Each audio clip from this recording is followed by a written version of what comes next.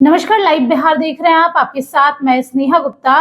रोहिणी आचार्य और लालू यादव की बेटी एक बार फिर से मुख्यमंत्री को नीतीश कुमार को निशाने पर रख रही हैं। ऐसा इसलिए कह रहे हैं कि उन्होंने एक सोशल मीडिया के माध्यम से पोस्ट किया है जिसमें उन्होंने मुख्यमंत्री नीतीश कुमार के किए गए काम, खासकर महिलाओं के लिए किए गए कामों को याद दिलाया है और क्या कुछ कर सकते हैं नीतीश कुमार, ये बता रही हैं। दरअसल सबसे पहले आप इनकी पोस्ट पर नजर डालिए। लिखा है, लड़कियों को 10,000 रुपए देना या साइकिल बांटना भले ही नेक इरादे से किया गया है, लेकिन ये भारत में महिलाओं के सशक्तिकरण में बाधा डालने वाले व्यवस्था और मुद्दों की बात कर रही है। वो सरकार और समाज का यह प्रथम दायित्व होना चाहिए कि वह बेटियों के समान अधिकारों की रक्षा के लिए ठोस कदम उठाए, खासकर सामाजिक और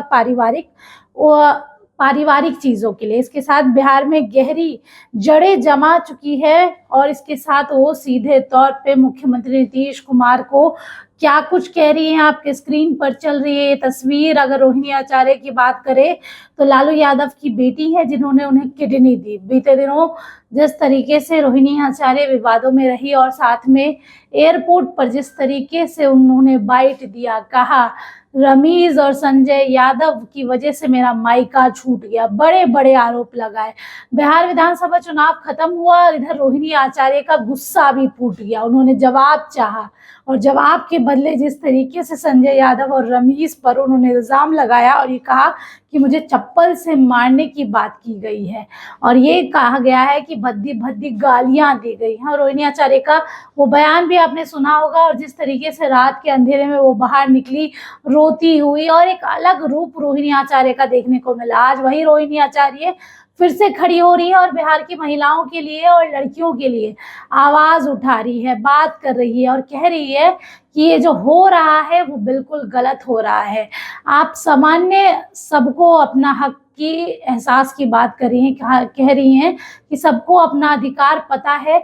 आप लड़कियों को साइकिल बांट रहे हैं, 10,000 रुपए दे रहे हैं।